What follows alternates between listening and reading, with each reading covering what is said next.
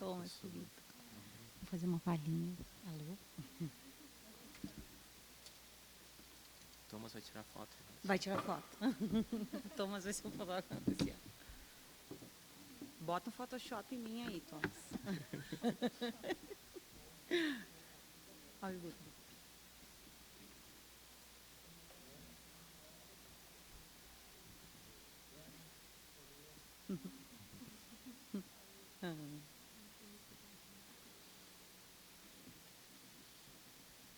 Muito bem. Você sabe ler, né? Cadê o professor Alves?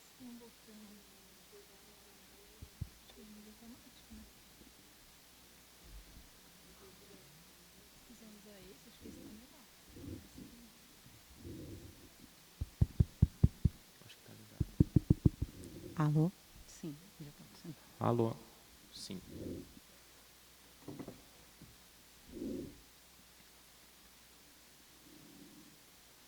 Já vamos começar? Cadê o professor Alves? Tem que esperar o professor. Então, eu vou cantar enquanto isso. Professor Álvaro. É. Sim. Uhum.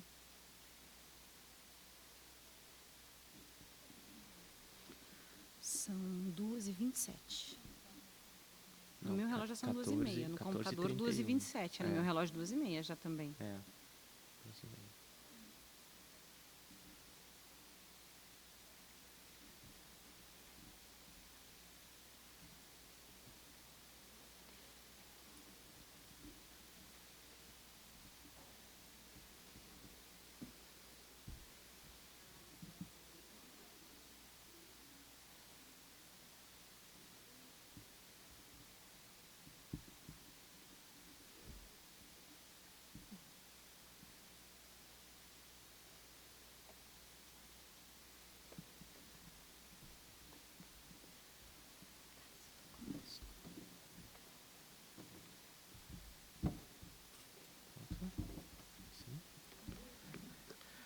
Então, boa tarde a todos.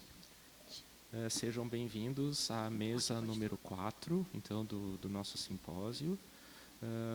Eu sou Cláudio Delanois, da PUC do Rio Grande do Sul. Agradeço a oportunidade de estar aqui, então, mediando essa mesa. Cumprimento, então, aqui os nossos palestrantes, a professora Vanessa, professor Álvaro e a professora Daniela. Então, que seja um bom trabalho a todos nós.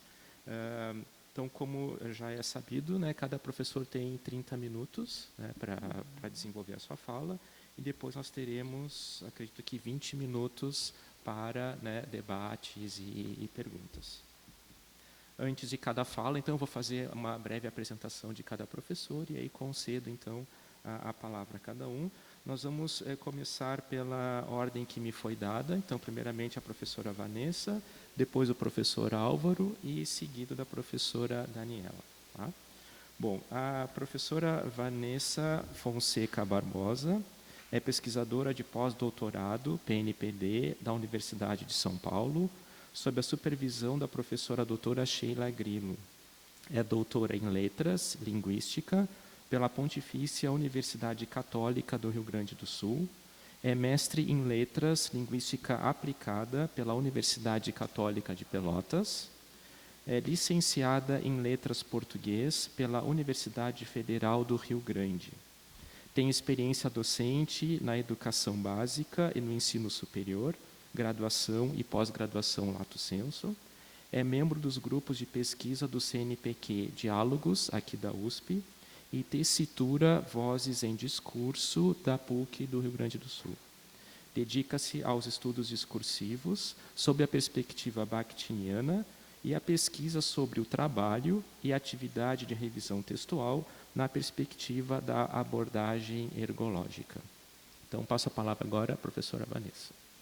Muito obrigada, professor Cláudio. Obrigada a todos presentes. Eu inicio, então, agradecendo à professora Sheila Grilo e ao Grupo Diálogo pela oportunidade, pelo acolhimento que eu estive neste ano aqui na USP. Agradeço também, vou falar um pouco sobre palavra alheia, agradeço também pelos meus colegas do Grupo Diálogo que estão aqui, mais perto? Deu? Que estão aqui revestidos também na minha escrita, pelas palavras que compõem, então, o meu olhar. Então, vou apresentar a comunicação intitulada Relações Dialógicas e Discurso Bivocal na atividade de trabalho do revisor de textos em tese acadêmica, tensões e em sentidos. Para iniciar, eu trago então as palavras de Bakhtin, que nos diz que a palavra não é um objeto, mas um meio constantemente ativo, constantemente mutável de comunicação dialógica. Ao partirmos de postulados escritos por Mikhail Bakhtin e por outros autores que fizeram parte do círculo, ancoramo-nos em princípios epistemológicos que nos possibilitam investigar a linguagem, tomando-a como um elemento discursivo, dialógico, marcado pela intrínseca relação eu-outro.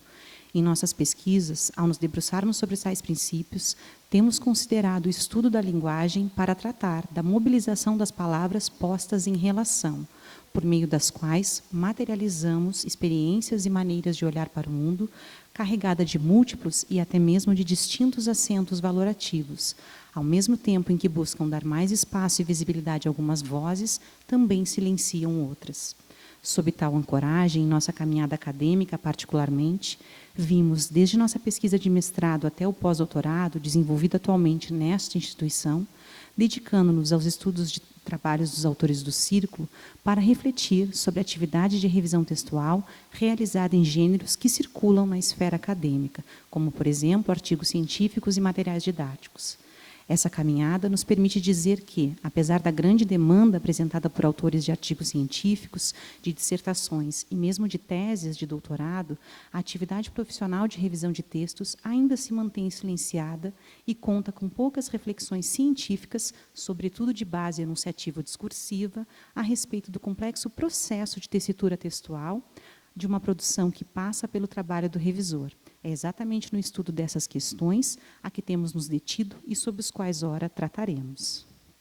Assim, neste trabalho, por meio do estudo de problemas da obra de Dostoiévski e de problemas da poética de Dostoiévski, voltamos nossa pesquisa aos conceitos de relações dialógicas e de palavra bivocal para tratar do fazer profissional do revisor de textos que atua na esfera acadêmica e que trabalha com uma perspectiva enunciativo-discursiva da linguagem. Constituirão nosso material de pesquisa, portanto, 2 e-mails que foram trocados entre uma doutoranda e sua revisora no momento de contratação da atividade e um excerto da tese em processo de revisão, a partir do qual as duas dialogam via inserção de comentários no corpo da escrita. As trocas discursivas selecionadas oferecem-nos pistas do complexo processo do trabalho que compõe essa atividade laboral, e também nos permitem refletir a respeito do intenso processo dialógico em que a revisão textual se insere. Então, o próximo item é intitulado Relações Dialógicas e Discurso Bivocal, Fenômenos Constitutivos do e dos Discursos. Apesar do foco das reflexões de Bakhtin, tanto em problemas da obra quanto em problemas da poética de Dostoiévski, estar voltado à análise do discurso literário, as considerações nelas tecidas permitem-nos refletir sobre toda a realização discursiva a partir de uma perspectiva dialógica da linguagem, considerando o discurso e, em consequência, a língua como elementos a serem tomados nas palavras de Bakhtin, entre aspas, em sua integridade concreta e viva. Conforme nos destaca a professora Beth Bright, que nos dá a honra de estar aqui presente, quando entramos em contato com os textos, com os textos de Bakhtin a respeito das obras de Dostoiévski, entre aspas, entramos em contato com textos que vão sendo costurados com elementos que sinalizam a perspectiva bakhtiniana de linguagem e não somente o seu interesse por literatura e poética, fecha aspas. Nesta sessão, portanto, apresentaremos brevemente algumas considerações de Bakhtin para a compreensão dos conceitos de relações dialógicas e de palavra bivocal, tomados como fenômenos constitutivos dos discursos. No capítulo de Problemas da Poética de Dostoiévski, intitulado Romance Polifônico e seu enfoque na crítica literária, Bakhtin afirma que, abre aspas, as relações dialógicas, fenômeno bem mais amplo do que as relações entre as réplicas do diálogo expresso composicionalmente, são um fenômeno quase universal que penetra toda a linguagem humana e todas as relações da vida humana. Em suma, tudo o que tem sentido e importância é pleno de relações dialógicas. É, pois, por meio da análise das relações dialógicas e do complexo universo das consciências plurais, das personagens de Dostoiévski, que Bakhtin nos apresenta a sua tese a respeito da instauração do romance polifônico. mostrando-nos que nessa nova configuração do romance, as personagens não estão subordinadas à pura objetificação, seja dos interlocutores, seja do próprio autor, visto que ele também não é o detentor absoluto de suas vozes. Elas têm liberdade e autonomia no plano da obra e não representam seres unos e fechados em si, mas sim indivíduos resultantes da interação entre várias consciências, isto é, são personagens dotadas de universos de valores que mantêm entre elas relações de interação e que, como nos afirma o professor Paulo Bezerra no prefácio da edição brasileira de Problemas da Poética de Dostoiévski, preenchem com as suas vozes as lacunas evasivas deixadas por seus interlocutores. Fecha aspas. Bakhtin nos mostra, portanto, que as relações dialógicas estão além das relações lógicas e concreto-semânticas. Elas são próprias do universo do discurso e estão no âmago da constituição dos elementos do romance polifônico. Tal como nos afirma o filósofo russo, entre aspas, Dostoiévski teve a capacidade de auscultar relações dialógicas em toda a parte, em todas as manifestações da vida humana, consciente e racional. Assim, no universo, fecha aspas, assim, no universo dialógico estabelecido no âmbito da narrativa de Dostoiévski, agora a citação de Bakhtin, a ideia sobre o autor, do autor sobre o herói, é a ideia sobre o discurso. E até o discurso do autor sobre o herói é o discurso sobre o discurso. Ele está orientado tanto para o herói como para a palavra, daí dialogicamente orientado, fecha aspas. Contudo, só conseguimos tratar das relações dialógicas estabelecidas entre os sujeitos se considerarmos que as palavras necessitam da vivacidade dos enunciados para que possam existir.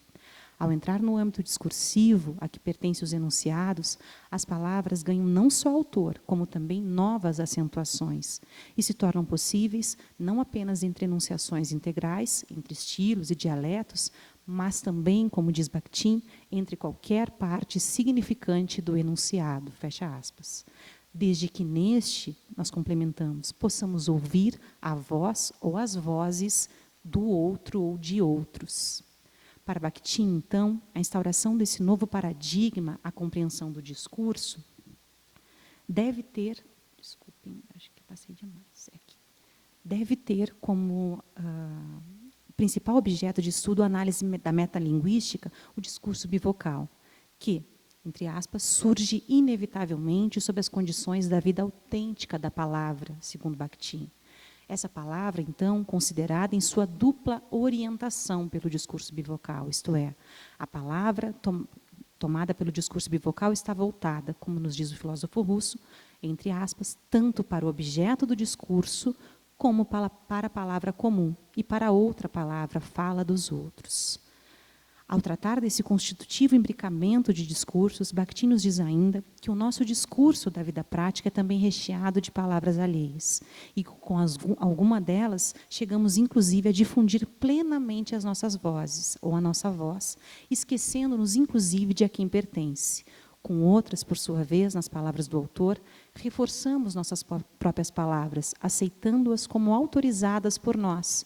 Por último, revestimos terceiras das nossas próprias intenções, que são estranhas, muitas vezes, e hostis a elas. Fecha aspas. Desse modo, compreendemos que na utilização da linguagem cotidiana, a palavra bivocal também se faz presente, sobretudo nas trocas interlocutivas estabelecidas, portanto, em nosso dia a dia. Uma vez que, conforme diz Bakhtin, ao repetirmos as palavras de nossos interlocutores, fazemo-la com a inserção de nosso tom ao enunciado, que pode ser carregado de dúvida, indignação, ironia, escárnio, etc. Fecha aspas. Isso quer dizer que as palavras do outro, palavras alheias, introduzidas em nossos discursos, ganham novas refrações, novos significados, novos sentidos. São, portanto, revestidas, agora nas palavras de Bakhtin, inegavelmente de algo novo, da nossa compreensão, da nossa avaliação. Isto é, essas palavras tornam-se bivocais. A respeito dos diferentes graus de presença da palavra do outro, pela análise dos romances de Dostoiévski, Bakhtin estabelece ainda a distinção entre polêmica aberta e polêmica velada. Ele destaca que, embora seja difícil muitas vezes delimitar casos concretos de utilização e mesmo as fronteiras entre ambas, suas diferenças de significação são consideráveis e merecem ser destacadas. A polêmica aberta nas palavras do autor está simplesmente orientada para o discurso refutável do outro, que é o seu próprio objeto.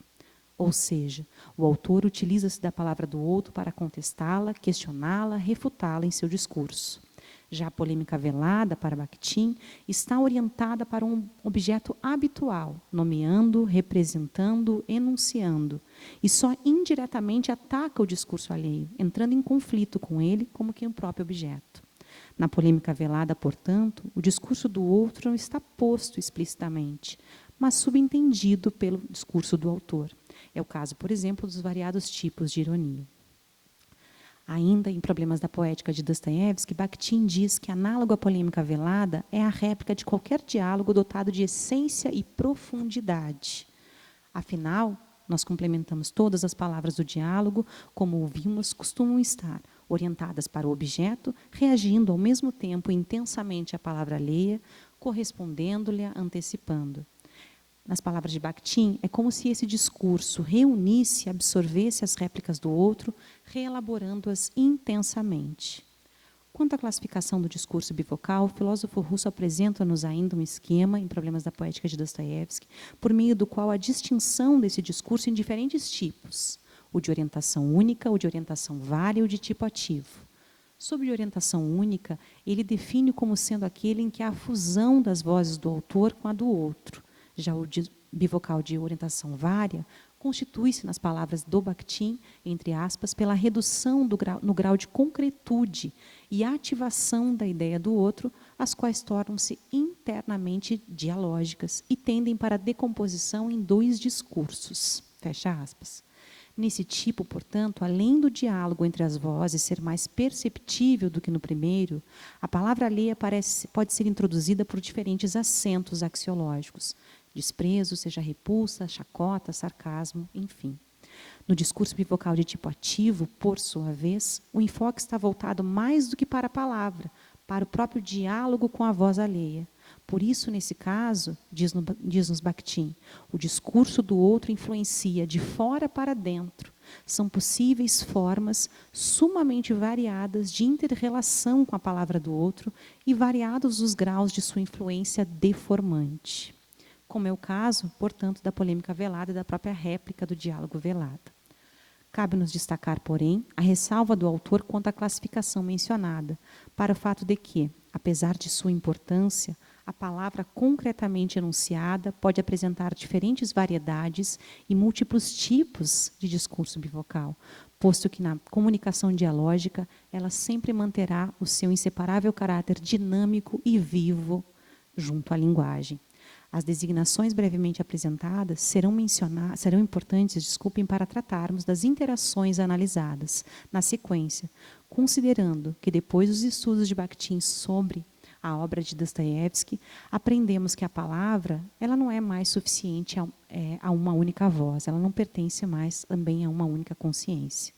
Debruçamos-nos, então, sobre esses postulados, o desenvolvimento de nossa pesquisa, considerando as reflexões de Bakhtin na construção do pressuposto de que o discurso é dialógico, carregado axiologicamente por uma multiplicidade de valores, de vozes, de verdades e de tonalidades, concretizado no contínuo e ininterrupto processo de comunicação interlocutiva em que estamos imersos e do qual fazemos partes nas mais variadas esferas enunciativas de que participamos, tal como pretendemos demonstrar com a presente reflexão. Esse item nós denominamos, então, movimentos dialógicos da revisão textual, discurso bivocal na teia de sentidos. Os discursos presentes neste trabalho são resultantes de interações ocorridas no ano de 2014 entre uma doutoranda e uma revisora durante a contratação da atividade de revisão textual e foram trocados entre ambas via e-mail. A autora da tese, que solicita o trabalho, tem graduação na área de licenciatura em Ciências, mestrado em Educação e Ciências e, na época, cursava o doutorado na mesma área do mestrado. Já a revisora tinha graduação em Letras e mestrado em Linguística Aplicada. Nos discursos em foco, as interlocutoras dialogam, dentre outros tópicos, sobre a realização da atividade de trabalho que está sendo solicitada, os seus procedimentos metodológicos e também discutem a reescrita de um pequeno excerto de texto da tese, de um parágrafo da tese. Esse material, embora curto, nos possibilitará refletir acerca dos diferentes tipos de bivocalidade instaurados pelos enunciados trocados, bem como examinar a quais vozes sociais os discursos de ambos os sujeitos se filiam, observando relações dialógicas que fazem emergir esse intenso processo dialógico em que a revisão de texto se insere e no qual se desenvolve. Antes de passarmos à apresentação dos diálogos e à análise do material, explicamos também que os discursos selecionados apresentam pistas de um diálogo maior, constituído no total pela troca de 27 e-mails e por 5 arquivos de documento em versão Word, os quais continham versões do texto durante o trabalho de revisão.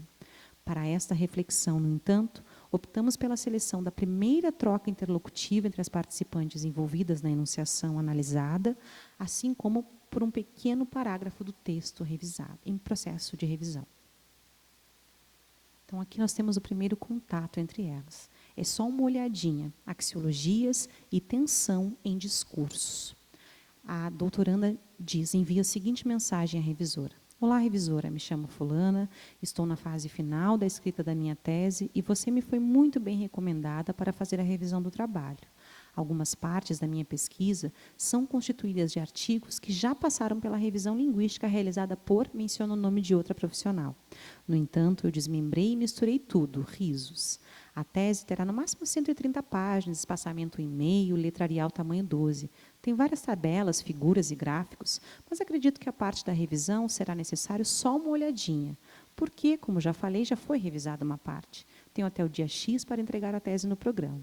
Já no início da próxima semana, terei 2 capítulos para te repassar, na outra semana te entregaria o resto. Tens como fazer a revisão e me entregar até a data X? Pode ser devolvido em partes, como estarei te enviando. Sei que está muito apertado e que não é a melhor maneira de fazer, mas sou brasileira. Fica tudo para a última hora.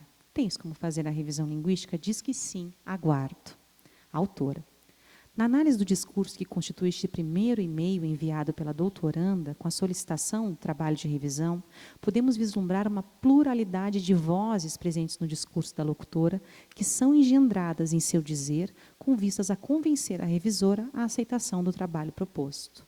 Nesse sentido, já no início do contato com a sua interlocutora, a doutoranda coloca a seguinte questão: você me foi muito bem recomendada para fazer a revisão do trabalho, ou seja, a partir da utilização do discurso bivocal de orientação única, ela funde sua voz com outras sobre a profissional e busca, além de criar um tom amistoso entre elas, mostrar que a boa fama do trabalho da profissional pode servir também como um argumento para que esta conceda o convite feito.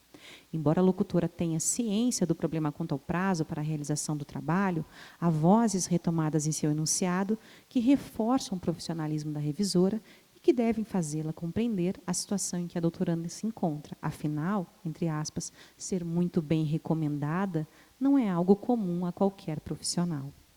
Podemos perceber também que, nesse caso, recomendada congrega vozes que não só se referem à indicação ao trabalho, fazem indicação ao trabalho da profissional, bem como se referem à legitimação da atividade desempenhada pela revisora, a qual, depois do elogio feito, poderá ser compreensiva e dar apoio ao pedido realizado.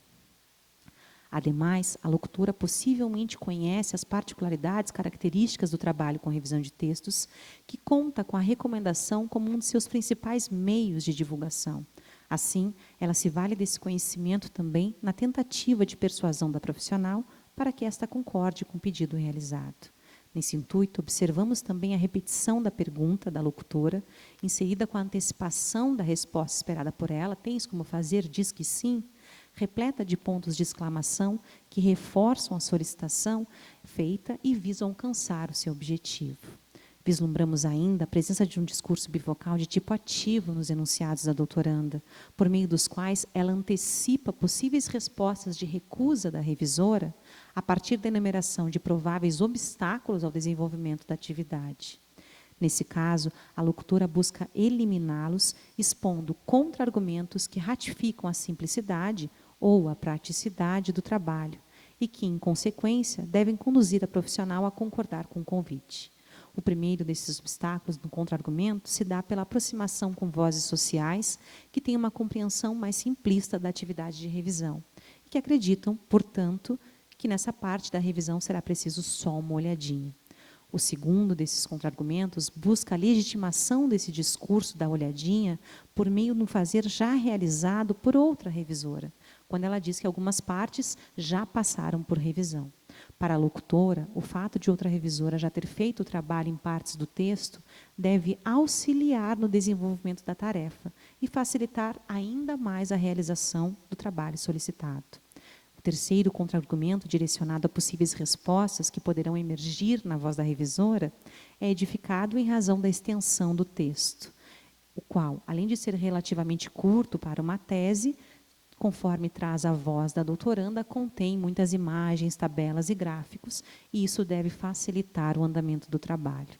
O quarto e último contra-argumento para a resposta, uma possível resposta negativa, evitando essa resposta negativa, na voz, então, da doutoranda, vem, por sua vez, diz respeito à questão da flexibilidade na construção da dinâmica do trabalho. Então, ela pressupõe, assim como ela enviará, aos poucos, que também poderá ser devolvido aos poucos o texto revisado. Assim, apesar de dispor de um prazo apertado para a concretização da revisão, a locutora traz para sua voz discursos que buscam neutralizar a questão do tempo e ratificar a simplicidade envolta no trabalho requerido a partir da sua compreensão. A respeito dessa questão do tempo, vale observarmos também quando afirma: sei que está muito apertado e que não é a melhor maneira de fazer, mas sou brasileira. Vislumbramos características nesse discurso da palavra bivocal também presente, uma vez que as palavras da locutora estão direcionadas tanto à revisora quanto a ela própria.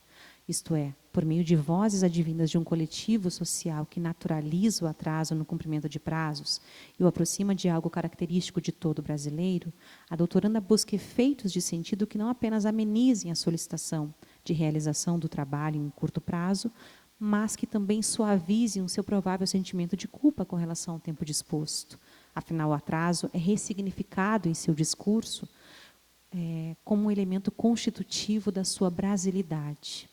Na sequência, vislumbramos a resposta da revisora à solicitação da doutoranda, seguida da análise do material.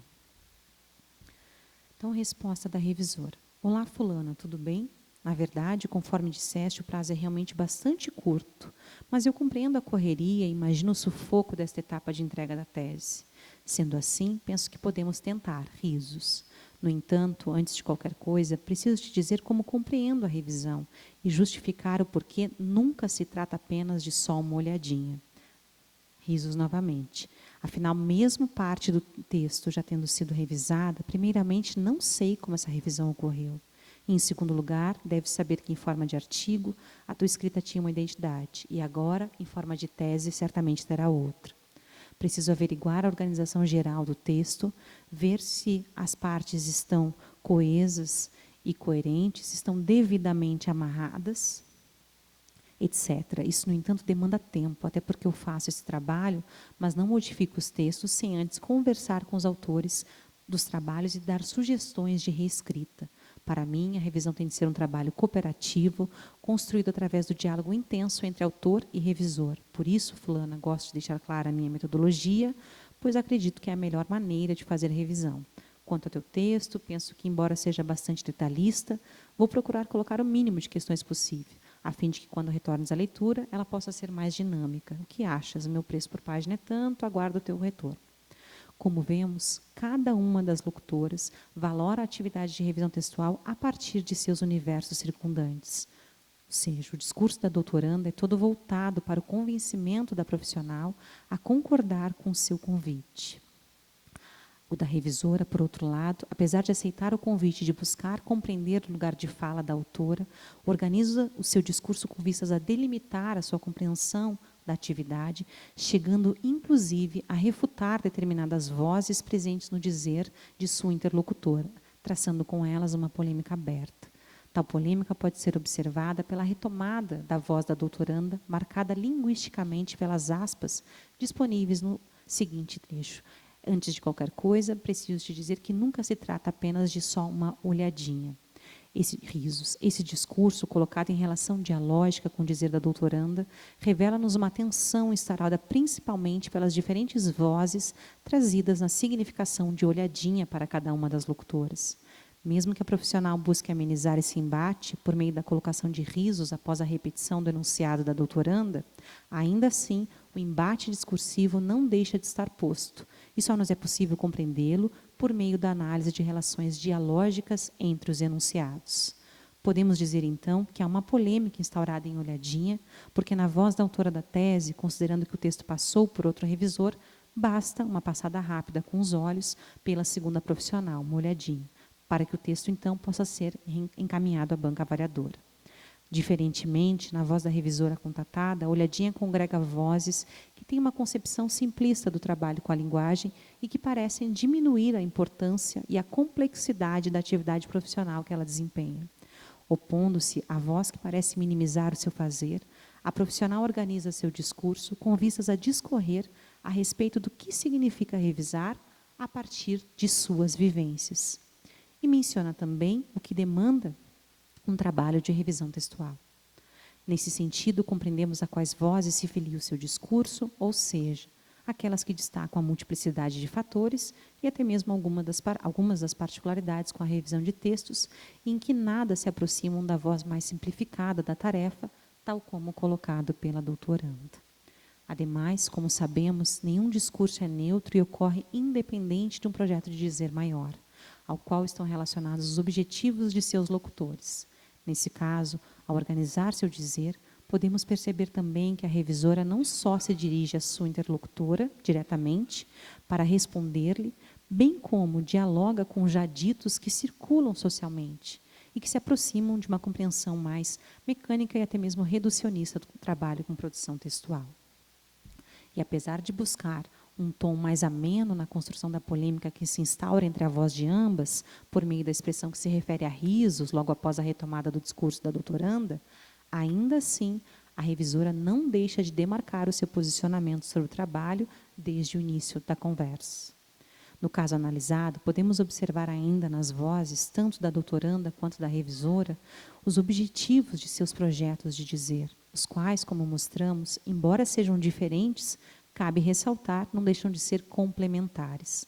Da parte da autora da tese, temos, portanto, um projeto de dizer que se constrói no intuito de convencer a profissional a fazer a revisão de seu texto, a partir da argumentação de que, apesar de pouco tempo, não será algo complexo e demorado. Da parte da revisora, por sua vez, temos um esforço em destacar uma voz voltada ao convencimento de uma perspectiva particular de trabalho com a linguagem e de fazer com que a doutoranda compreenda a atividade de trabalho com revisão textual, composta por certa complexidade e que exige do trabalhador relativa necessidade de tempo. Cabe lembrarmos também que somos, como Bakhtin nos demonstrou na análise lá das personagens das obras de Dostoiévski, seres de consciências plurais que estão em eterna e constante relação de inconclusibilidade.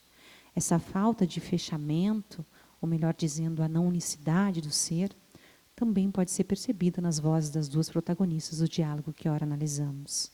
Percebemos que a doutoranda sabe que está com prazo excedido, ainda assim, deseja que seu texto passe pela revisão antes de sua finalização. Do mesmo modo, vemos que a revisora, embora se opunha às considerações da doutoranda quanto ao que significa revisar, também não deseja perder a oportunidade de trabalho emergente.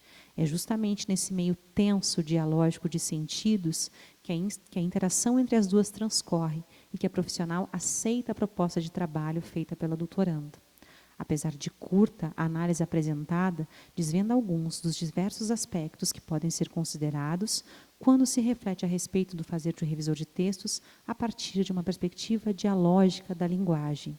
A seguir, temos acesso ao desenvolvimento do trabalho em pequeno excerto da tese durante o processo de revisão. Então, eu não coloquei aqui a versão completa, mas esse é o texto, e tudo que está em vermelho são alterações realizadas pela revisora, e eu vou passar a análise. A revisora diz assim, isso é um trecho de comentário na ferramenta do Word, aquela de inserção de comentário. Assinaladas em outra cor no excerto recortado, é possível observarmos que grande parte das alterações realizadas pela revisora é aceita pela doutoranda e compõe o texto na versão final. Então, ela incorpora todas essas palavras, toda essa reescrita, e isso vai para a tese na versão final. O trecho é o que deixa, inclusive, o primeiro parágrafo significativamente maior, passando de 88 para 122 palavras. Ele tem suas ideias mais desenvolvidas do que quando foi escrito a primeira vez pela autora da tese. Então, nesse diálogo entre revisora e autora.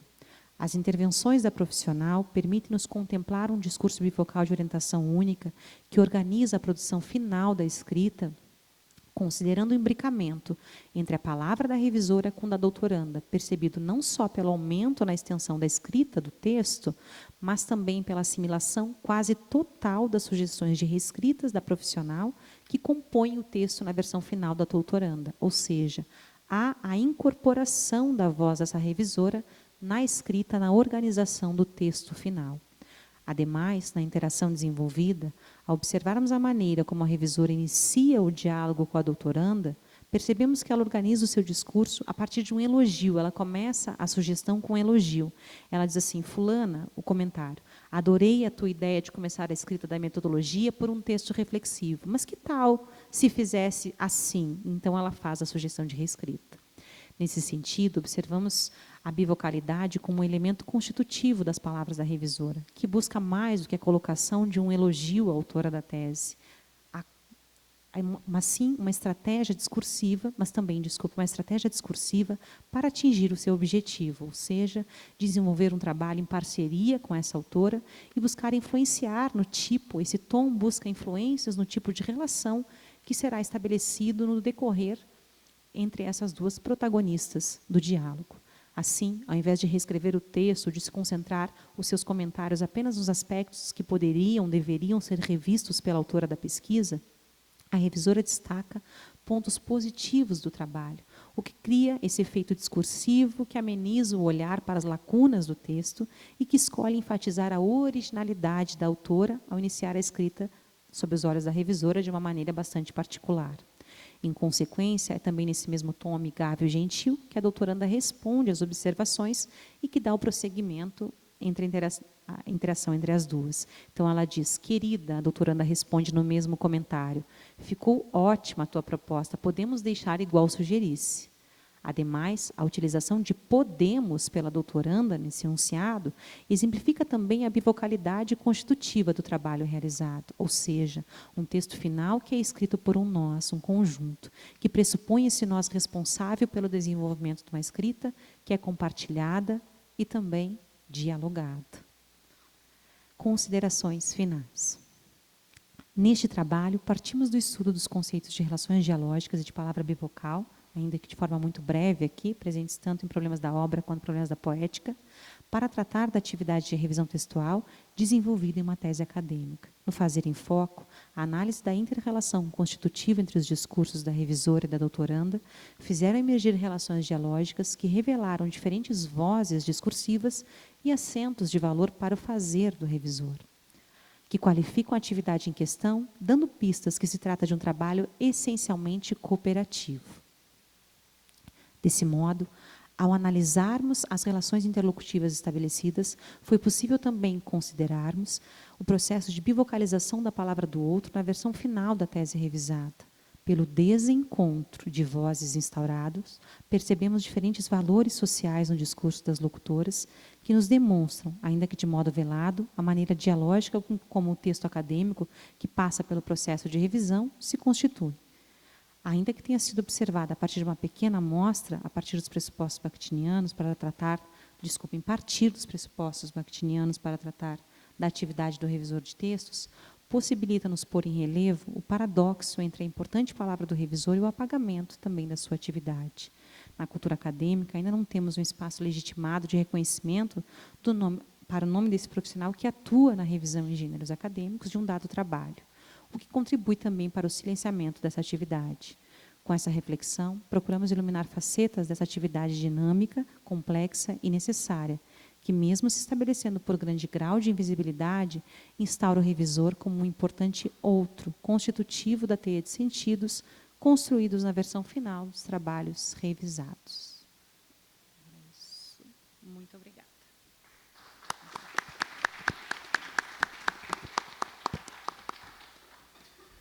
Muito obrigado, Vanessa, pela sua fala. Apresento agora o professor Álvaro, o professor Álvaro Antônio Careta, da Unifesp, é graduado em Letras, Português e Linguística e licenciado pela Universidade de São Paulo. Possui mestrado e doutorado em Letras pelo Programa de Pós-Graduação em Semiótica e Linguística Geral pela Universidade de São Paulo. Realizou pesquisa de pós-doutorado na Universidade Nova de Lisboa.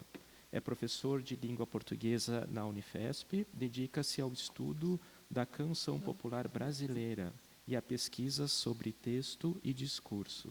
E é autor do livro Estudo Dialógico Discursivo da Canção Popular Brasileira. Então, passo a palavra ao professor Álvaro.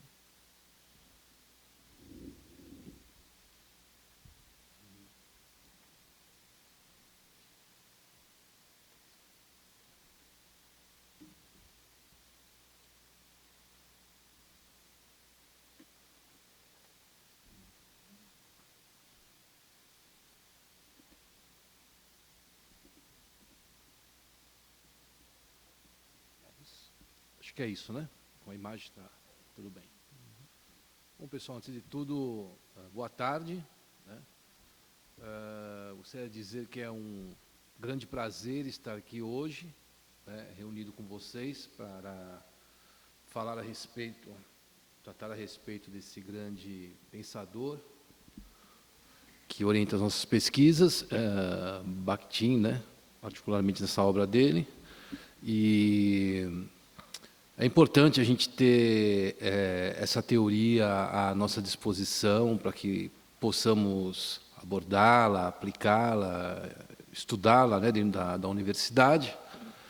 Então, é um prazer também estar aqui sendo convidado para falar a respeito da teoria bakhtiniana e a respeito de canção popular, que é um prazer pessoal e também acho que muita gente gosta, né, principalmente aqui nós brasileiros, né, que nós temos acostumados a ouvir canção popular. E também queria fazer um agradecimento, claro, né, à professora Sheila, né, pelo convite, né, fico bastante agradecido. E também dizer que esse momento agora de poder estar aqui conversando com vocês, passar essas ideias, ele só é possível não só pela teoria, né, bakhtiniana, mas principalmente, né, a gente aqui no Brasil, pelas pessoas que se empenharam em transmitir esse conhecimento, né? Acho tão importante quanto o conhecimento, a transmissão do conhecimento, né? Seja pelos professores, pelas pessoas que produziram seus livros, aos quais nós tivemos acesso, né? E eu fico bastante contente de poder estar aqui agora e agradeço tanto ao convite quanto a todas essas pessoas que foram meus professores e que aqui estão presentes. Realmente um agradecimento por ter a oportunidade de ter tido a minha formação com o material desse pessoal, com o material das aulas, né, desses professores, que são muito caros para mim, né, na minha formação. Então, aqui é um agradecimento mais geral. A gente tem que aproveitar as oportunidades, né? Porque às vezes elas não são tantas assim. Bom, eu vou me deter aqui a falar particularmente do aspecto dialógico no estudo da canção popular brasileira. A canção popular brasileira ela é um gênero, né, tratado assim por nós, bastante complexo, né?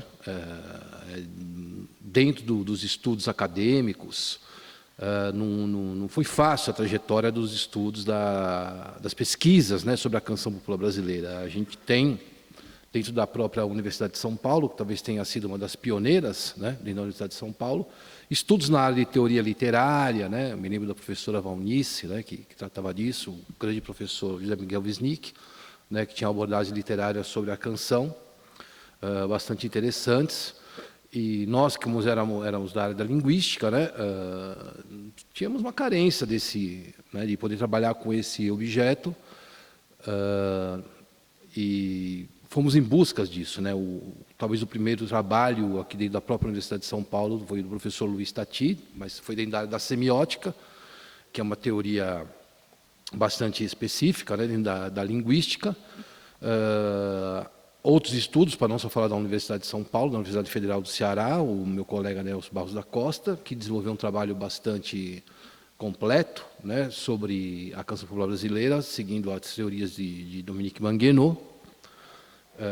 nas quais já se notava uma base, né, dialógica, claro, mas ele se deteve especificamente nas questões da cenografia, das cenas, do ethos e outros aspectos da canção. Nesse aspecto. Bom, dentro desse conjunto, né, desse posicionamento sobre os estudos da canção, havia alguma coisa que indicava a falta de um estudo mais dialógico da questão do Bakhtin, né, e foi exatamente o momento em que eu estava desenvolvendo minhas pesquisas aqui na Universidade de São Paulo. Tive a oportunidade de ter alguns cursos com vários professores que tratavam dessa teoria e contato com os livros também que vinham a essa época sendo bastante publicados, né? Então, foi realmente um momento em que casou para que se desenvolvesse um estudo dentro desse conjunto de outros estudos em outras áreas, né? Sem falar das áreas de sociologia, história, que também cresceram bastante, um estudo dialógico da canção popular brasileira.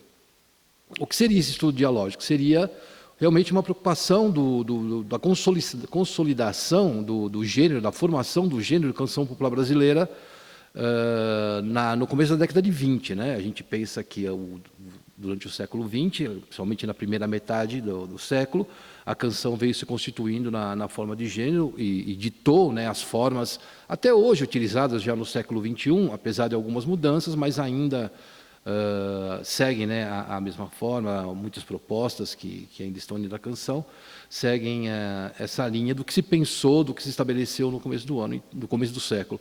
Então eu vou passar mais ou menos um panorama aqui de como teve esse desenvolvimento da função da questão discursiva, dialógica, na consolidação da canção.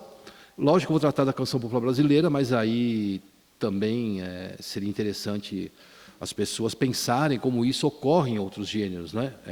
Como nos gêneros mais atuais, outros gêneros que ainda não foram estudados, é interessante pensar isso. Esse trabalho se deveu muito à necessidade de alunos meus precisarem de materiais, né, para estudarem canção, não via semiótica, porque eles não tinham tanta base na semiótica, mas via dialogismo, né, via Bakhtin, e havendo essa necessidade, né, essa procura, a gente criou essa oferta para os alunos poderem desenvolver pesquisas de mestrado, pesquisas de doutorado. Né?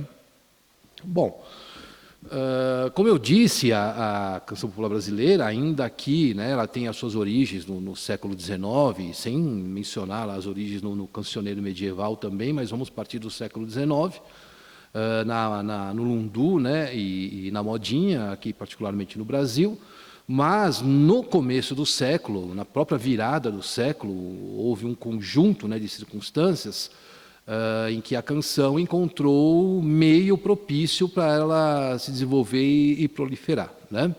Então, a canção popular urbana, só trazendo algumas rememorações aí um pouco mais sociais, né, ela surge com o desenvolvimento das cidades modernas, né, particularmente aí no Rio de Janeiro ou mesmo São Paulo, que ainda no começo do século, ainda era uma cidade um pouco provinciana, né? Depois que ele se desenvolveu mais a partir da década de 20, 30, mas o Rio de Janeiro não. Já havia uma vida urbana bastante intensa, estou dizendo, na própria cidade em si. Né? Então, ali o crescimento, né, dessa cidade, a própria troca de conversas, né, os próprios diálogos, a mistura social que se deu no começo do século, propiciou, né, o surgimento da canção popular urbana. Essa diversificação das atividades urbanas, devido ao novo contexto social, das transformações que ocorreram no começo do século, né, levou a uma nova forma novas formas de lazer. Eu poderia até dizer, usando um termo aqui, não sei se cabe à época, mas uma democratização, né, novas classes sociais que surgiam na sociedade, a necessidade de outras formas de lazer que não atendessem simplesmente a uma elite social, mas a formas de lazer mais populares. Né? E a canção é uma forma de lazer popular, né? As elites tinham mais um apego à música clássica, ou uma coisa assim. Né? Então, essa formação da canção popular urbana, houve então a necessidade própria social, né, junto com o crescimento das cidades, e um fator muito importante foi a expansão do mercado fonográfico, foi uma questão tecnológica, né? A gravação elétrica e depois o próprio rádio, né? O aumento do número de apresentações musicais, a necessidade de composição, a necessidade de produção de enunciados, leva, assim, né, à consolidação de determinado gênero. Né? Hoje você vê, por exemplo, certos gêneros como Twitter, que crescem, né, e adquirem uma importância social bastante grande, devido à utilização, devido à necessidade de comunicação. E com a canção ocorreu exatamente isso, né? A questão de mercado aí era bastante grande, né, do comércio de canções, então cada vez mais se produzia canções e o rádio ajudou a propalar, né, esse gênero que foi se constituindo. Podemos dizer que a consolidação da canção como gênero, né, nas suas características como gênero, se deu a partir da década de 30, já estava bastante consolidada, né? Inicialmente, por uma questão bastante difícil na própria canção, como eu digo, dentro dos meios acadêmicos, né, um problema de estudar canção sempre foi a melodia, porque, afinal de contas, apesar de haver vários músicos dentro da faculdade de letras, mesmo da própria linguística, é diferente, né? Você estudar melodia musicalmente e estudar melodia linguisticamente, né? É uma coisa muito diferente. E então a melodia sempre foi uma questão nos estudos acadêmicos complicada, né, para se trabalhar sobre a canção. Já no plano de produção de canções era a letra, né? A letra que produzia, assim, causava grandes problemas. Por quê? Porque se pensava ainda a letra, os compositores eram muito apegados ainda à poesia, né? Diria até parnasianista da época, porque queriam colocar um estilo, por exemplo, de samba, de marchinha, com uma letra um pouco mais sofisticada, né, uma coisa mais poética, e realmente não funcionava. Quando isso foi, né, uma proeza que o grande compositor Signo, né, pensou, que ele era pianista, ele pensou em não usar essa linguagem poética, né, não o estilo poético, mas o estilo prosaico, que era a língua do cotidiano, essa língua da rua, né, que ele via nas praças, que ele via nas ruas, que ele via nos mercados, aí qualquer mera coincidência com o pensamento de Bakhtin sobre o prosaico, né? A língua é mera coincidência. Mas acontece o quê? O senhor viu que essa língua ela se adaptava melhor ao estilo, né, musical da época, o samba também, que vinha se desenvolvendo, né, até chegar a essa modalidade do samba mais sincopado, né, que é o chamado samba do Estácio, né? E então, essa época, esse ajuste da letra e da melodia, por meio da utilização do prosaico, da fala do cotidiano das pessoas, né, mais próximas, que deu realmente esse ajuste e propiciou a canção se desenvolver e estar na boca do povo, né, dizendo assim. Houve uma predominância do samba e da marchinha a essa época, né, o samba tratava de todos os assuntos, a marchinha é mais ligada ao carnaval, à época do carnaval mesmo, né, com assuntos mais ligados ao humor, né, mas que também tinha grande apelo, né? A evolução das letras, porque inicialmente as letras falavam basicamente de amor, falavam basicamente do que a poesia falava, né?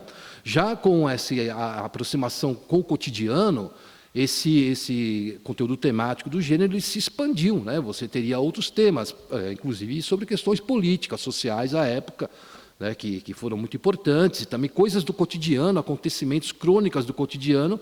Isso permitiu à canção ter uma evolução bastante grande na questão da letra, e começaram a aparecer outros temas, como eu já disse, e a diversidade de personagens, né, de enunciadores que podiam ser trabalhados dentro da canção. Isso dentro da esfera, né, da canção, vamos dizer assim, de uma esfera artístico-musical propriamente da canção, mas a canção também ela se expandiu por outras esferas que foram muito importantes para que ela se consolidasse, para que ela tivesse, né, se propalasse em toda a sociedade, como, por exemplo, o teatro de revista, né, que foi muito importante. O carnaval era a grande, né, mola propulsora da canção, que se vendia muito, se produzia muito para o carnaval. Como eu já disse, o advento da gravação elétrica e o rádio que levou a canção para todo o Brasil, para todos os cantos do Brasil, e isso realmente propiciou, né, possibilitou a canção ser um gênero de grande, né, expansão, de grande conhecimento, de grande utilização em todo o Brasil. Exterior também, claro.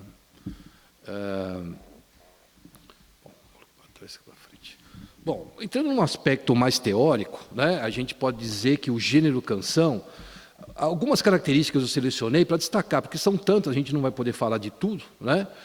A questão do gênero assim, que mais me tocou é o gênero como memória criativa, né?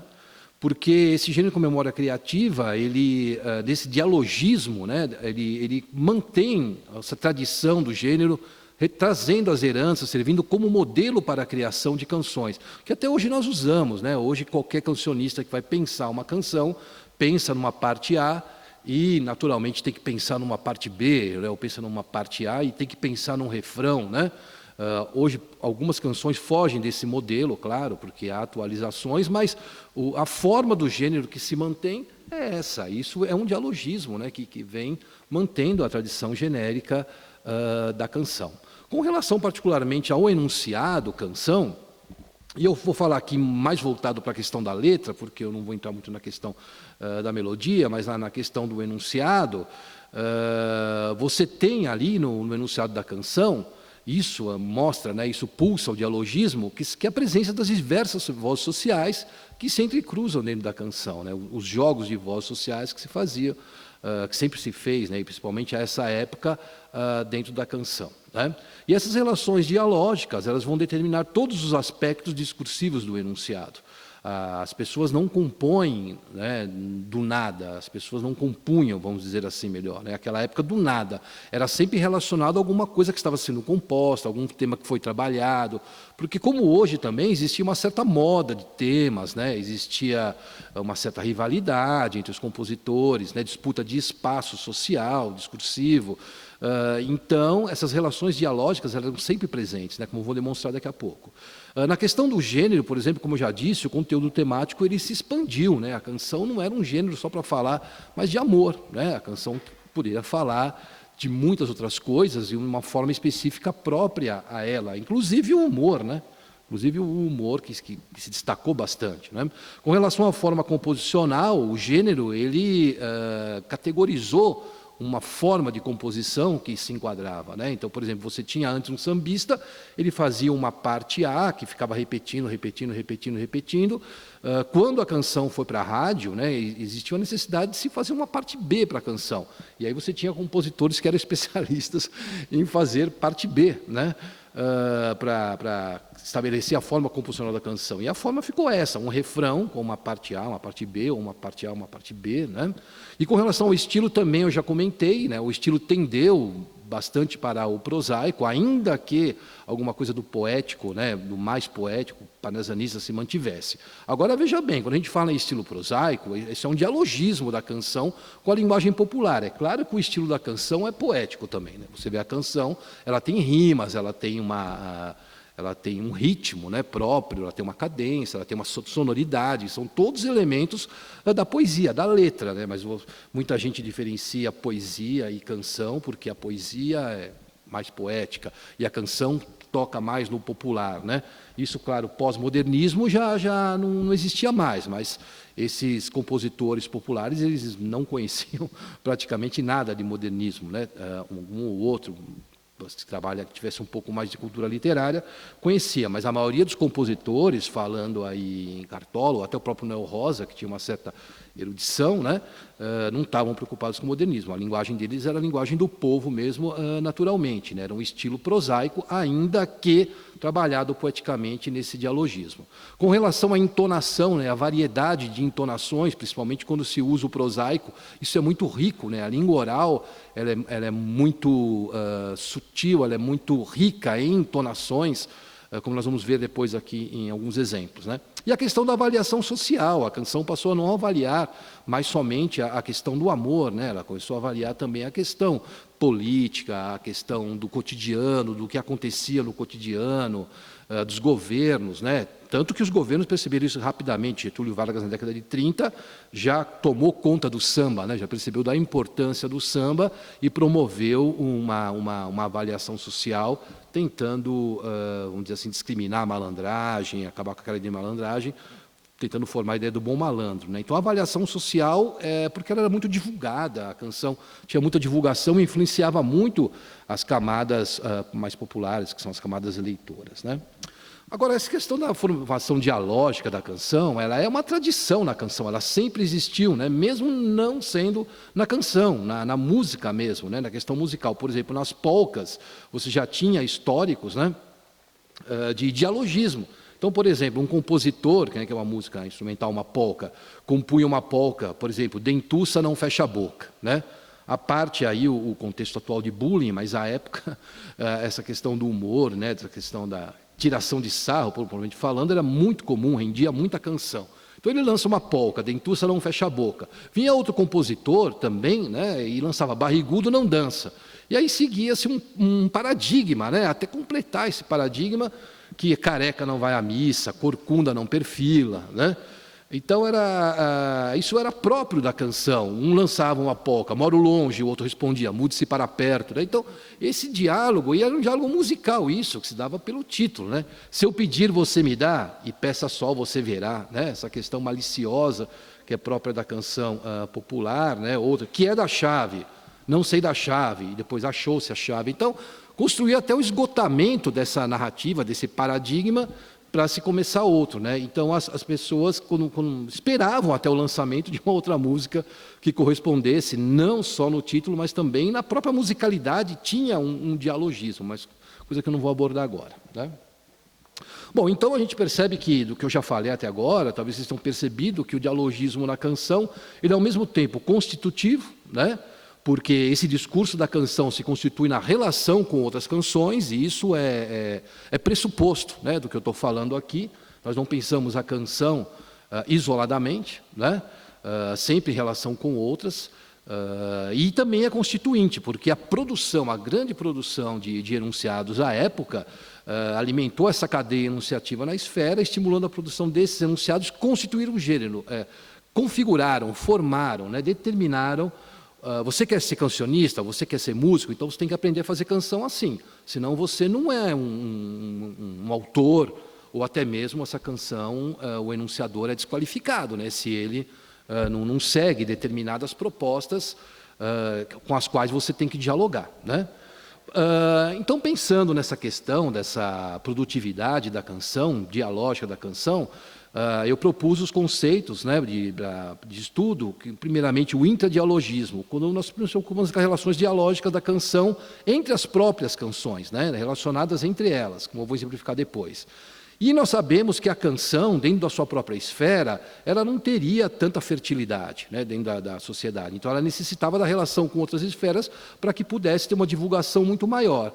E, sabendo a importância dessa relação com outras esferas, eu também criei a ideia do interdialogismo, em que a canção dialoga com gêneros de outras esferas, sejam elas das esferas artísticas, musicais, artísticas, e também de outras esferas da sociedade, como nós vamos ver um pouquinho mais à frente, né? Para observar de forma um pouco mais determinada, de uma forma um pouco mais estabelecida, né, esses processos dialógicos, para não ficar assim tão disperso, eu procurei seguir dois conceitos básicos, né, que são os conceitos de intertextualidade, tomando a forma, né, como o próprio Fiorin apresenta, né, que o enunciado, quando apresenta excertos de outro, né, a materialidade do outro texto. Isso sim compreende-se como intertextualidade, o que era muito comum, e ainda é, né, ainda é, mas naquela época foi muito mais citado, né? Citando, estilizando, aludindo eles nesse processo dialógico que o Bakhtin mostra muito bem também, né? E o conceito de interdiscursividade, quando um enunciado relaciona-se com outro por meio de características discursivas, como um gênero, um estilo, uma avaliação social, uma interação enunciativa, não necessariamente citando a materialidade de outro texto, seja ela linguística ou musical ou ambas.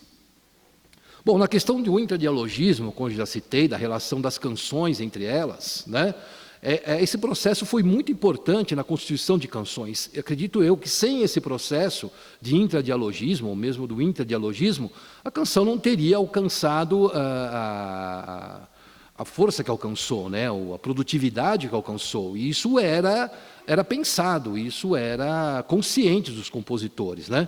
Então, quando você pega, né, uma marcha como essa, né, de 1909, veja, bem do começo do século, né, que se chama No Bico da Chaleira, Iaiá, me deixa subir nessa ladeira, eu vou poupá-los do canto, né, só às vezes eu vou dar uma entonação assim, mas vou poupá-los. Eu sou do bloco que pega na chaleira, quem vem de lá, bela Iaiá, ou abre alas que eu quero passar. Bom, aqui eu não preciso falar nada, né? A nossa formação musical sabe, né, da Chiquinha Gonzaga.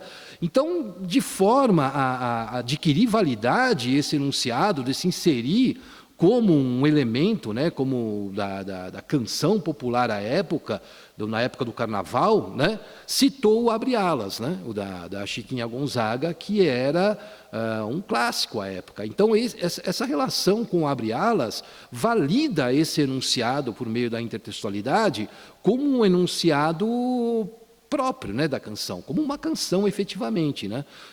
Então esses elementos eram muito usados e isso fazia com que a canção realmente se desenvolvesse. Outra bastante conhecida é Jardineira, né? Jardineira todo mundo canta nos bailes de carnaval, né? E hoje aqui que as marchinhas estão de volta nos blocos, mesmo aqui em São Paulo, né? Todo mundo canta Jardineira, né? Ó, Jardineira, porque estás tão triste, mas o que foi que aconteceu? Foi a camela que caiu do galho, 2 suspiros, depois morreu, etc. Né?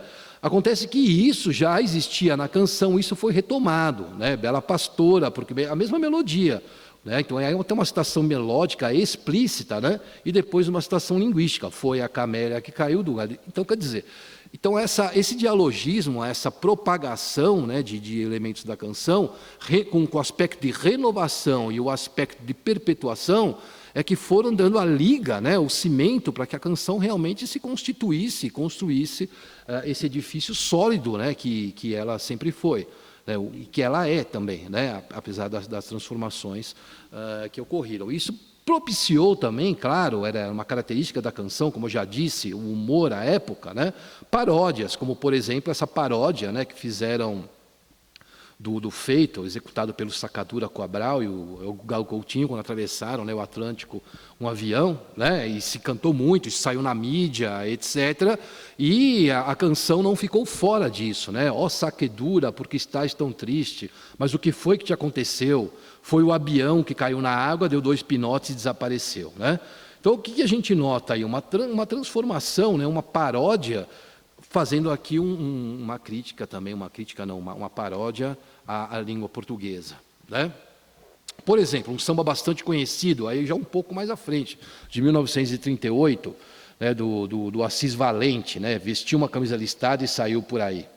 Um samba fantástico, que já está dentro dos moldes, né, vamos dizer assim, é o samba realmente já sofisticado, né, o Assis Valente, mas num determinado momento, né, a mulher falando no caso, né, tirou o anel de doutor para não dar o que falar e saiu dizendo: eu quero mamar, mamãe eu quero mamar, mamãe eu quero mamar. Bom, todo mundo conhece, né, a marcha de carnaval, mamãe eu quero mamar, cantado dessa forma, né? Só que aí ela não é cantada dessa forma, saiu dizendo: eu quero mamar, mamãe eu quero mamar, mamãe eu quero mamar. Então esse diálogo aí na questão do tom, né, essa releitura, aí você não tem o folião cantando, aí você tem a esposa do folião. E é claro que a entonação dela é totalmente outra, a entonação de uma esposa que não está muito contente que o marido foi o carnaval, né? Então, sei lá, vocês imaginem qual seria a entonação aí da mulher, não achando muito legal ele cantando mamãe, eu quero mamar, né? Enquanto ela não sabe por onde ele vai. Ainda mais que ele levava um canivete no cinto e um pandeiro na mão. Então, esse trabalho, né, essa retomada que é fantástico na canção. Há vários exemplos dessa interação enunciativa também, nas próprias, que a gente vai chamar de polêmicas musicais, né? Uma das mais antigas é do Senhor, né, que era o rei do samba, com o Pixinguinha, por exemplo, né, o grande, né, Pixinguinha, em que o Senhor fala: a Bahia é boa terra, ela lá e eu aqui, ai, ai, ai, ai, não era assim que meu bem chorava, né? Então, o Pixinguinha falava muito da Bahia, cantava muitas coisas da Bahia, né? E o Senhor falava assim: pô, se você gosta tanto da Bahia, né, que nem o João Gilberto, quando falaram dele, né, volta para a Bahia, sabe, é boa terra, lá eu aqui, né? Mas aí havia uma discussão entre eles e o Pixinguinha, com o irmão dele, o China, já respondeu em seguida, né? Um sou eu e o outro não sei quem é, um sou eu e o outro não sei quem é. Ele sofreu para usar colarinho em pé. O senhor era uma pessoa, era um negro que gostava de estar sempre, né, dentro da sociedade, usando o smoking, era pianista, né? Aí ele descaracteriza o outro enunciador, é a relação do eu com o outro, né? Ele é alto, magro e feio, é desdentado, é alto, magro e feio, fala do mundo inteiro e já anda avacalhado no Rio de Janeiro. Então essas polêmicas entre o eu e o outro é um diálogo bastante interessante. Por quê? Porque o eu, para se constituir, Nesse caso, ele precisava negar o outro, né? Então, a negação do outro é a própria constituição do eu. É uma disputa de espaço discursivo, musical, em que você tem o senhor, já na década de 30, infelizmente, né, em decadência, o samba do senhor, e um novo samba entrando, que era o samba do Estácio. Então, é uma questão não apenas, né, de fazer uma canção comentando sobre o outro, é um conjunto discursivo que está dialogando aqui, né?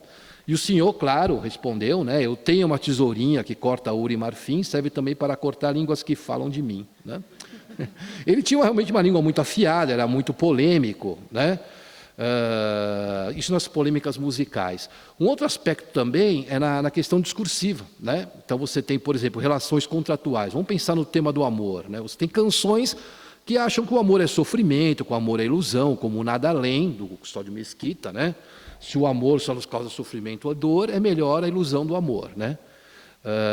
E o Lupicínio, né, no samba canção, né, esses moços, se soubesse o que eu sei, não amavam, não passavam o que eu já passei. É uma posição discursiva com relação ao amor, uma variação axiológica negativa. Mas se você pega Carinhoso, por exemplo, né, como é que mata essa paixão, como é que deixa ele feliz? Por meio do amor, né? Então, essas polêmicas também, elas existem e elas provocam discursos, né? Por último, para encerrar essa questão da polêmica, só vou lembrar a polêmica, só vou lembrar que é bastante conhecida, do Wilson Batista com o Noel Rosa, né? Quando o Wilson Batista lançou a canção, né, já em 33, sobre o lenço no pescoço, falando do malandro que usa a navalha, e a gente precisa compreender isso dentro do contexto, né, do Estado Novo de Getúlio Vargas, em que Getúlio Vargas procurava promover uma nova malandragem, né? E o Noel Rosa lança. O Noel Rosa, ele era um branco dentro de vários negros e que fazia samba. Então, é claro que havia essa leitura um pouco do Noel Rosa como um pouquinho mais burguês, vamos dizer assim, do que as outras pessoas, né? Então, ele critica o Wilson Batista, falando dessa coisa de navalha, chamando o rapaz folgado, né? E o Wilson Batista, como eu disse, chama o Noel Rosa de mocinho da vila. Você que é mocinho da vila, fala muito em violão, barracão e outros fricotes, etc., né? Sempre tentando descaracterizar o discurso do outro. E você vê a marcação, né? E o Noel Rosa mostra que quem nasce na vila nem sequer vacila ao abraçar o samba, né? Ou seja, na vila nós temos grandes sambistas, né? Não só, né, o Wilson Batista, etc. Aí o Wilson Batista, pelo próprio nome, você já percebe conversa fiada. Tudo isso seu é conversa fiada. Eu já fui na vila e acontece o que eu vi lá, nada de diferente, né? As discussões entre eles. E Noel Rosa, os clássicos, né, do Noel Rosa, vem dessa polêmica, né? Palpite infeliz. Quem é você que não sabe o que diz? Meu Deus do céu, que palpite infeliz, né? Palpite é um gênero prosaico, né? Ele interpreta, traduz, né, ou reduz o samba do Wilson Batista a um palpite, né? É comum nós aqui tomarmos um pouco partido do Noel Rosa, tanto porque no final o Wilson Batista apelou, né, criando o samba Frankenstein da Vila, né, em que, vamos dizer assim, caricaturiza, né, um defeito no queixo, né, que o Noel Rosa tinha. E então ficou esse como um encerramento da discussão, da polêmica, né? Mas a gente não fica muito com dó do Noel Rosa, porque o Noel Rosa também não era a flor que se cheirasse, né? Casca de ferida, provocava todo mundo, até que não devia, né? Acabava provocando, e muitas vezes era obrigado a ceder a parte B dele do samba em troca de proteção, mas são folclores da canção popular. Então, o mais importante é dizer aí que essas canções, né, elas, esse dialogismo, esses duelos, serviram exatamente como forma de promover, de estabelecer a canção popular. E, para finalizar, eu queria salientar, que eu já falei no começo, agora só para demonstrar, esse interdialogismo com outras esferas. Por exemplo, a esfera do cotidiano. Esse talvez seja o principal dialogismo da canção, porque se ele não existisse, a canção realmente não conseguiria evoluir e se tornar o gênero que foi, junto com a fala do cotidiano, com os gêneros orais do dia a dia, né? Então, por exemplo, a música Sassaricando, né? Famosíssima. Sassaricando é um termo que corria pelo Rio de Janeiro à época, que foi colocado em uma canção e fez muito sucesso, né? E, por último, a questão do interdialogismo, em que o teatro de revista promoveu grandemente a canção, como, por exemplo, Abre Alas, né, que eu já comentei aqui, ou o próprio cinema, né, que isso, infelizmente, acabou, né, tanto o teatro de revista quanto o cinema, que promoviam a canção, A Voz do Carnaval, Alô, Alô Brasil, Alô, Alô Carnaval, né, nós que lemos muito sobre essa época sabemos disso, né? Aposto que ninguém viveu essa época aqui, né? E com relação às outras esferas, promovendo a canção e ainda hoje, a literária, a jornalística, a acadêmica, a publicitária, né? Então, por último, eu queria, só para finalizar, dizer que a canção em si, como produção de enunciado, ela mesma, né, se utilizou desse dialogismo, principalmente com o prosaico, né? Mas não seria também tudo isso se não houvesse esse interdialogismo, a necessidade da relação com outras esferas, né? Mesmo hoje os gêneros de canção, né, os que querem se promover, que as canções que querem se promover, ocupar espaço, dialogando, elas necessitam desse interdialogismo, né? Nesse trabalho eu me preocupei muito mais com a questão do interdialogismo, onde houve a constituição da canção, mas também é importante, né, avançar esse trabalho relacionando a questões da literatura, do jornal, da esfera jornalística e a esfera da televisão também hoje, que é muito importante, né? Então, essa daqui foi uma tentativa de demonstrar como o dialogismo, um fenômeno da linguagem, que efetivamente está por trás da constituição de um gênero tão conhecido que é a canção popular brasileira. Muito obrigado, foi um prazer.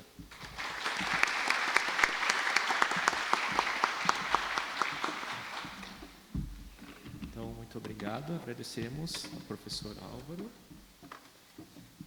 E nós vamos passar agora à professora Daniela. A professora Daniela Sardá é doutora em Ciências da Linguagem pela Universidade Paris 5, na França. Atualmente, realiza pesquisa de pós-doutorado na Faculdade de Filosofia, Letras e Ciências Humanas da Universidade de São Paulo, com financiamento da FAPESP. Atua nos temas de análise comparativa de discursos, livros didáticos de filosofia, revistas de divulgação de filosofia, comparação Brasil-França. E participa do grupo de pesquisa Diálogo CNPq-USP. Então, passo a palavra à professora Daniela. Obrigada. Botando aqui o PowerPoint. Abriu certo.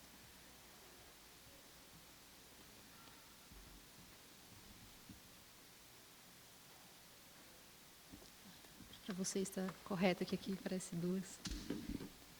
Então, boa tarde a todas e a todos. Vamos começar então a apresentação, primeiramente agradecendo também. Então, agradeço principalmente a professora Sheila Grilo pelo convite, né? E também pelo desafio que ela me lançou, que foi de incorporar a teoria bakhtiniana na minha pesquisa, né? Que é algo que eu venho tentando fazer desde o início do pós-doutorado que eu realizo aqui nessa universidade. E agradeço também aos meus colegas do grupo Diálogo, né? Que todo mês a gente tem uma reunião no grupo. E eu aprendi muito com os artigos, né, que eu fui lendo do grupo que o grupo sempre trabalha sobre temas bakhtinianos, então é algo que eu gostaria de agradecer aqui publicamente. O meu projeto de pesquisa, então, em análise do discurso, compara os discursos de duas revistas de divulgação da filosofia, uma delas publicadas na França e a outra no Brasil. Então, na França é a Philosophie Magazine, vocês veem ali a primeira, e no Brasil é Filosofia, Ciência e Vida. Como eu já disse, então, meu maior desafio até agora foi o de integrar as reflexões do Círculo de Bakhtin ao meu trabalho em análise de discurso comparativa. Essa dificuldade me fez retornar, então, né, foi a minha decisão de retornar aos pressupostos da análise de discurso comparativa desenvolvida na França para, a partir daí, investigar as possibilidades de análise comparativa num quadro bakhtiniano. Com o passar do tempo, eu fui instigada, então, a investigar como a vertente francesa da análise de discurso comparativa encara a noção de categoria. E como essa mesma questão vem sendo tratada na análise do discurso comparativa numa perspectiva bakhtiniana, né, que é a análise que a gente está promovendo aqui no grupo Diálogo, aqui na USP. Então, é disso que eu vou tratar hoje nessa apresentação. Então, o título da apresentação, vocês veem que está mais baseado no corpus, né? Então, a gente vem organizando esse colóquio já há um ano, então, primeiro eu dei um título mais amplo e agora eu estou afinando nessa noção de categoria de análise. Como vocês sabem, né, o Urbano falou um pouco ontem, eu acho, o objetivo da análise do discurso comparativa é comparar textos de um mesmo gênero de discurso em duas ou mais línguas e culturas diferentes. A finalidade dessa comparação é perceber aspectos das culturas analisadas que não estariam tão evidentes numa análise focada numa só língua ou cultura. Eu ainda lembro que essa corrente de estudos foi concebida na França, no ano 2000, né, por volta do ano 2000, por pesquisadores do grupo Cediscor, da Universidade de Paris III, tendo como artigo precursor o texto Escolhas Metodológicas para uma Linguística de Discurso Comparativa, publicado alguns anos antes, né, então esse texto foi publicado em 1992, pela pesquisadora Sophie Morin.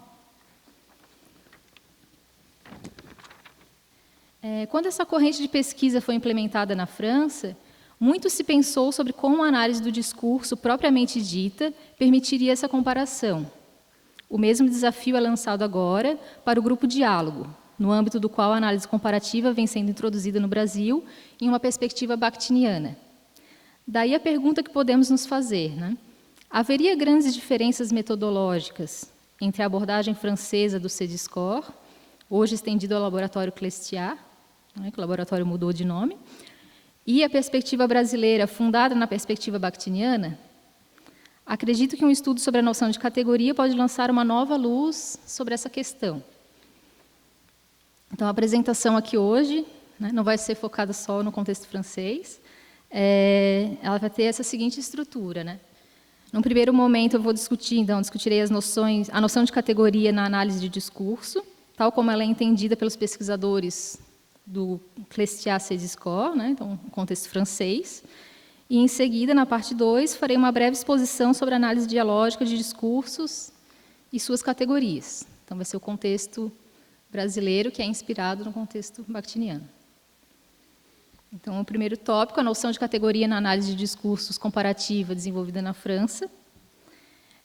Na França é muito comum, então, que os pesquisadores de diversas correntes da análise de discurso utilizem o termo categoria de análise, né? Então, foi isso que eu comecei a notar, assim, que era muito presente nesse contexto francês, a utilização desse termo, categorias de análise, né? Utilizar várias categorias e tal. Então, eu penso aqui principalmente, né, um exemplo, a tese de Michele Ribeiro, publicada em 2015, que, descrevendo os trabalhos do Cediscor, aponta que o objetivo do programa Comparação, Língua e Cultura em Perspectivas Discursivas, criado em 2003, era o de refletir sobre os problemas metodológicos colocados pela observação de várias línguas e culturas, congruência do modelo teórico retido e pertinência das categorias de análise e modo de seleção do tertium comparationis, notadamente no âmbito dos discursos. Então, a gente nota que, mais do que figurar na página web, né, da apresentação do programa, que esse é um excerto da página, né, a questão das categorias é uma questão central para o grupo francês, pois no texto precursor de Moirand, de 1992, sobre a linguística do discurso comparativa, o desafio lançado é a busca de, eu cito, ferramentas que permitam determinar categorias comparáveis. Ou seja, a análise do discurso na França prezava pela noção de categoria e, no caso de uma comparação entre línguas e culturas diferentes, era preciso investigar se as categorias eram também comparáveis, né, para a gente acabar não comparando o incomparável. Então, assim que eu cogitei iniciar uma pesquisa sobre as categorias, né, em 2018, ano passado, eu encontrei esse artigo publicado justamente pela Sophie Morin, naquele mesmo ano, na revista Semiótica, em que ela apresenta alguns dos pressupostos da noção de categoria discursiva. Então, essa primeira parte, né, eu vou fazer uma espécie de resenha desse artigo. E ela fala, então, muito dessas categorias discursivas, né? Então, qual seria a relação entre categoria linguística, categoria discursiva e categoria de análise? Garrick, num artigo publicado nesse mesmo número da revista Semiótica, oferece um breve panorama dessa noção, né, dessas diferenças. Primeiramente, ela observa que o problema se coloca para todos os linguistas que trabalham com objetos transfrásticos, incluindo os analistas de discurso, mas também os estudiosos de linguística textual. Assim, as unidades abordadas nesse caso, elas são, né, citação, unidades diversas e heterogêneas que podem, às vezes, coincidir com categorias herdadas da tradição, mas que, frequentemente, dependem da criação metalinguística, respondendo, assim, ao apelo já formulado por Benveniste, quando ele fazia referência à necessidade de um aparelho novo de conceitos e definições. Então, aqui ela a francesa, ela fala do Benveniste, mas depois a gente vai ver que, né, Voloshin falava coisas bem parecidas, na segunda parte do trabalho, né? Então, a tradição aqui, no caso, é uma tradição gramatical, em que há categorias linguísticas, e então eu fui procurar no dicionário, né, um dicionário de termos linguísticos, aqui publicado no Portal da Língua Portuguesa. Ele apresenta a seguinte definição de categoria. Então, é um termo usado em linguística em diferentes níveis de abstração. A categorização estabelece um conjunto de unidades classificatórias ou propriedades utilizadas para a descrição da língua. Essas unidades têm uma distribuição básica constante e ocorrem como unidades estruturais na língua. Em algumas abordagens, o termo categoria refere às próprias classes,